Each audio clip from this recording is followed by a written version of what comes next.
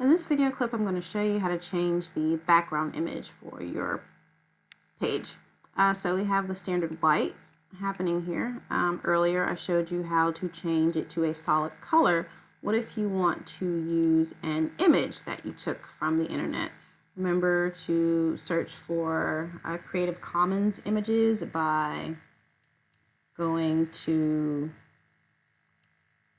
Tools, clicking on Images, and then Tools, and this drop-down menu will pop up, and then choose Labeled for Reuse.